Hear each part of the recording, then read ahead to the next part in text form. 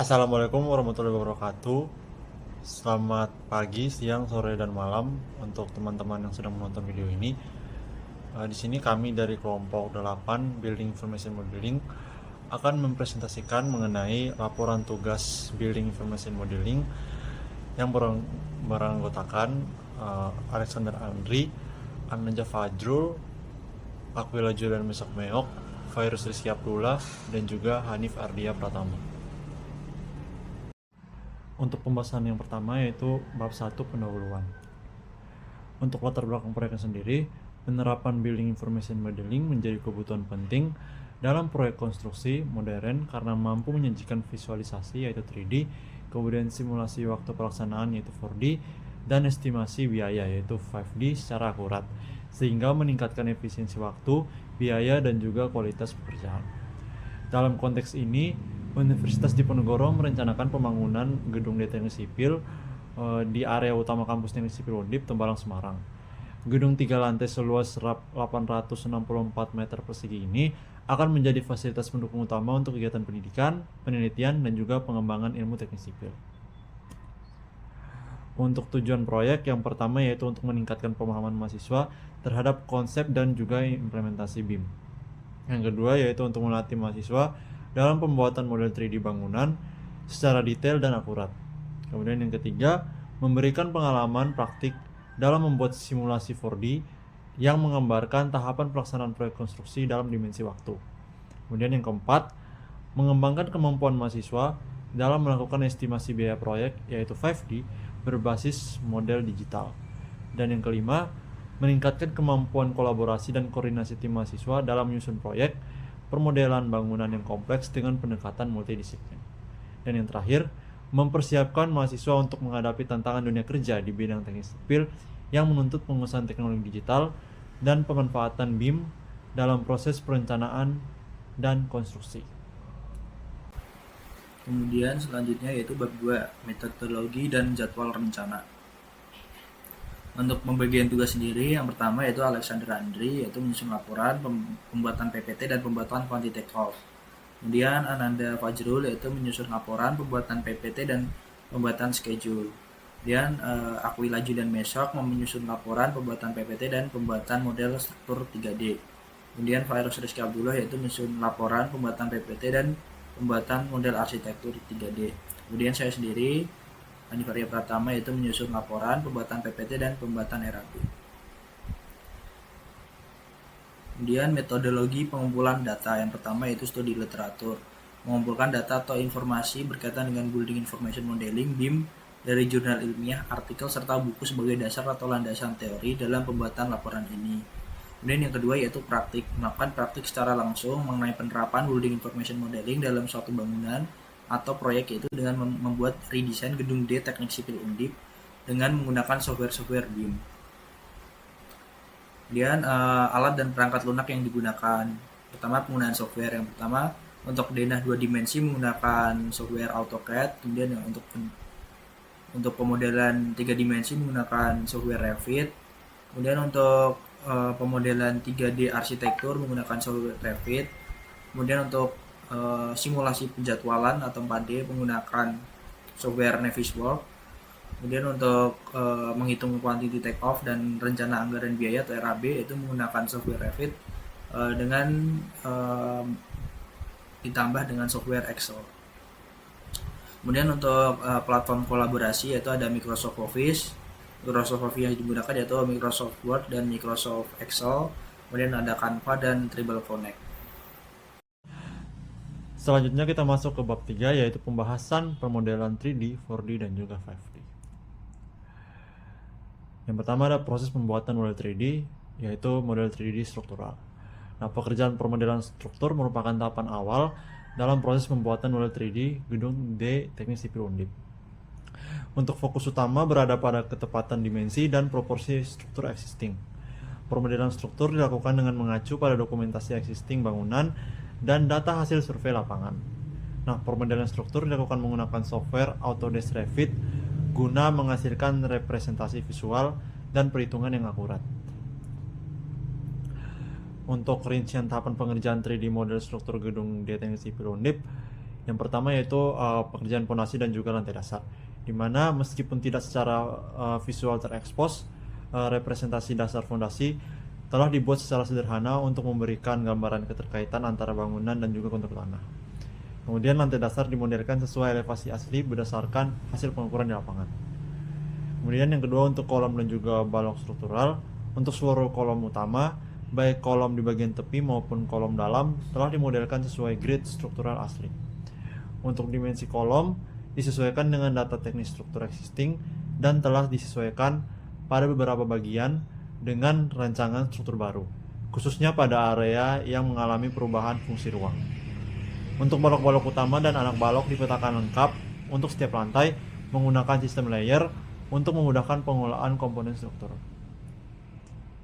Kemudian untuk pekerjaan plat lantai dimodelkan untuk seluruh tingkat bangunan sesuai ketebalan standar yang digunakan pada struktur existing. Untuk pembagian area lantai mengikuti dengan ruangan dan sirkulasi yang telah diperbarui pada rancangan redesign.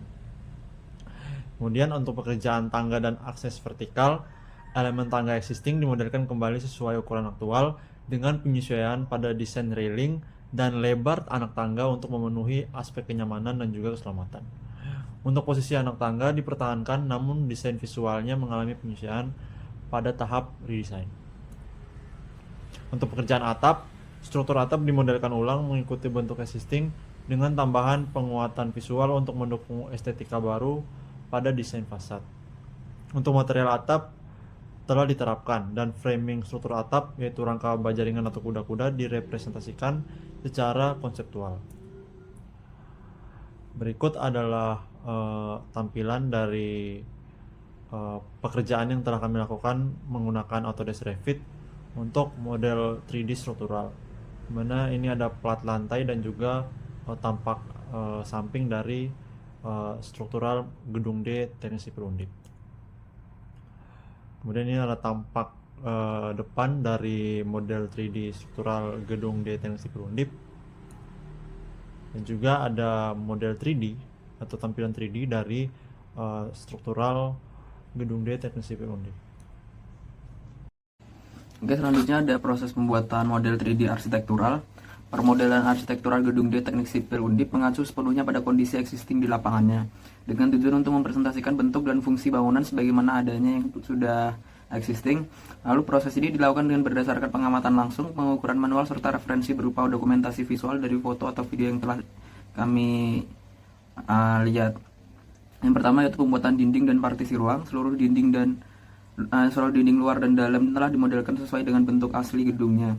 Partisi ruangan mengikuti layout existing di setiap lantai, termasuk letak ruang kelas, laboratorium, ruang dosen, serta koridor penghubungnya. Lalu untuk ketebalan dinding ini sekitar 15-20 cm mengikuti dari kondisi aktual di lapangannya. Yang kedua yaitu ada bukaan atau berupa pintu dan jendela. Jendela dengan material kaca dan kayu telah dimodelkan lengkap termasuk jumlah daun jendela, ukuran, dan posisinya. Pintu ruang mengikuti model pintu panel kayu atau besi disesuaikan dengan posisi ruang masuk utama dan ruang-ruang internal. Lalu yang ketiga ada fasad bangunan. Tampilan fasad utama atau bagian depan gedungnya telah dimodelkan sesuai dengan bentuk aktualnya. Finishing fasad menggunakan tekstur dinding plaster cat berwarna putih yang telah diterapkan secara visual dalam model 3D-nya. Lalu ini untuk hasil denah dari pembuatan denah arsitekturalnya. Ada lantai 1, lantai 2, dan lantai 3-nya. Lalu ini untuk hasil tampak 3D dari pembuatan model arsitekturalnya. Lalu selanjutnya ada proses pembuatan model 4D atau scheduling. Proses pembuatan scheduling atau model 4D ini dikerjakan oleh Mas Ananda Fajrul. Yang pertama itu yang dilakukan dengan mengintegrasikan model Revit ke Navisworks atau berupa plugin dari Autodesk berupa Navisworks itu akan dihubungkan dengan Revit. Jadi model Revit yang disimpan langsung dalam format NVC menggunakan Navisworks Exporter plugin. Terus dia langsung dalam Revit nanti, jadi pertama kali membuka Revit ada plugin Navisworks. Seluruh elemen struktur dan arsitektural otomatis terbaca dalam Navisworks dengan kategori yang sudah terorganisir, mulai dari walls, floors, doors, roofs, dan lain-lain. Yang kedua itu pengelompokan komponen bangunan selection set. Menggunakan fitur find items dan search set di Navisworks, komponen bangunan dikelompokkan berdasarkan jenis pekerjaan konstruksi seperti pekerjaan tanah dan fondasi, struktur bawah dan struktur atas, arsitektural berupa dinding, jendela, pintu, atap dan fasad, pekerjaan interior dan finishing. Pengompakan ini akan memudahkan proses linking dengan jadwal aktivitas selanjutnya. Kemudian yang ketiga itu import jadwal ke proyek. Jadwal konstruksi disusun menggunakan Microsoft Project atau dalam format MPP atau Primavera. Kemudian diimpor ke dalam timeliner Navisworks. Jadwal sudah mencakup WBS atau Work Breakdown Structure, durasi, dan urutan kegiatan pelaksanaan. Dan yang keempat ada linking jadwal ke model atau timeliner simulation. Elemen-elemen Revit yang telah dikelompokkan tadi dihubungkan ke masing-masing aktivitas dalam jadwal. Telah dilakukan simulasi awal untuk melihat urutan konstruksi dimulai dari pekerjaan fondasi hingga ke struktur atas dan fasad. Simulasi berjalan lancar dengan representasi visual menggunakan mode shaded dan realistik. Waktu konstruksi disesuaikan dengan durasi pada jadwal yang telah dibuat menggunakan Microsoft Project. Dan ini untuk hasil pembuatan master schedule-nya menggunakan plugin Navisworks dari Autodesk. Kemudian untuk proses pembuatan model 5D, pertama estimasi 5D adalah proses penghitungan kuantitas dan biaya konstruksi berdasarkan model 3D yang telah terintegrasi dengan jadwal 4D dan data harga satuan. Dalam proyek ini, proses estimasi 5D dilakukan berbasis model Revit dengan dukungan software seperti Autodesk Navisworks dan mengacu pada analisis harga satuan pekerjaan terbaru. Berikut proses estimasi 5D yang telah dilaksanakan. Yang pertama yaitu input jadwal proyek. Proses pengambilan volume dan luasan elemen dilakukan langsung dari model Revit menggunakan fitur schedule atau quantities. Kemudian data yang telah diambil meliputi volume beton, kolom, balok, dan plat. Kemudian ada luas dinding dan dinding partisi. Kemudian luas penutup lantai dan plafon. Kemudian ada jumlah pintu dan jendela. Setiap elemen dihubungkan dengan parameter material dan konstruksi yang sesuai. Kemudian integrasi ke Navisworks. Model diekspor ke Navisworks dan digunakan untuk memverifikasi kembali data kuantitas melalui fitur quantification workbook. Kemudian mapping dilakukan berdasarkan item pekerjaan, contoh beton struktural, pasangan bata, plesteran, cat, dan lain-lain. Kemudian yang ketiga yaitu penyusunan BUQ atau Bill of Quantity. Sementara hasil diolah menjadi format BUQ sementara menggunakan template standar Excel atau COSX. Disusun berdasarkan pembagian pekerjaan struktur dan arsitektur.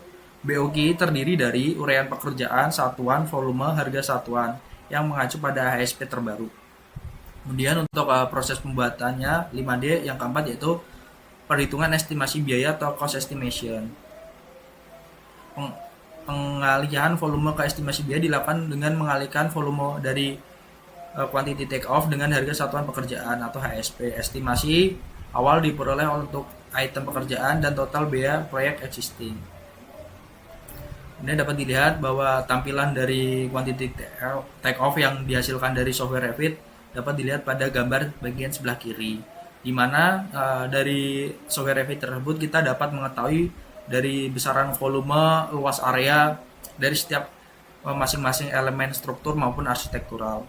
Kemudian data tersebut juga bisa kita ekspor menggunakan software, diekspor ke software Excel dan kita olah data tersebut menggunakan Excel. Kemudian dapat kita lakukan pengolahan data dengan mengalihkan kuantitas dari setiap elemen pekerjaan dengan harga satuan berdasarkan AHSP tahun 2025 Kota Semarang, sehingga setelah dilakukan perhitungan dapat diketahui bahwa untuk estimasi biaya pembangunan gedung D Teknik Sipil total biayanya itu sebesar 2.332.197.191 rupiah. Baik, selanjutnya adalah bab 4 yaitu output akhir. Nah, ada beberapa output akhir yang diharapkan. Yang pertama yaitu model digital bangunan dalam dimensi 3D. Nah, proyek ini menghasilkan model digital bangunan dalam dimensi 3D menggunakan Revit yang dikembangkan dari data 2D yang dari AutoCAD untuk mempermudah visualisasi dan komunikasi antar pemangku kepentingan serta meminimalkan kesalahan pada tahap konstruksi. Output yang kedua yaitu simulasi tahapan konstruksi 4D. Untuk mewujudkan BIM 4D digunakan perangkat lunak Navisworks. Model BIM D atau 3D yang telah selesai dibangun diintegrasikan dengan data jadwal proyek yang terdapat dalam master schedule. Nah, proses integrasi ini merupakan penyelarasan antara informasi geometris dan dimensi waktu, sehingga setiap elemen dalam model memiliki durasi pengerjaan yang sesuai dengan tahapan konstruksi yang direncanakan. Kemudian output yang ketiga yaitu quantity take off dan estimasi biaya 5T.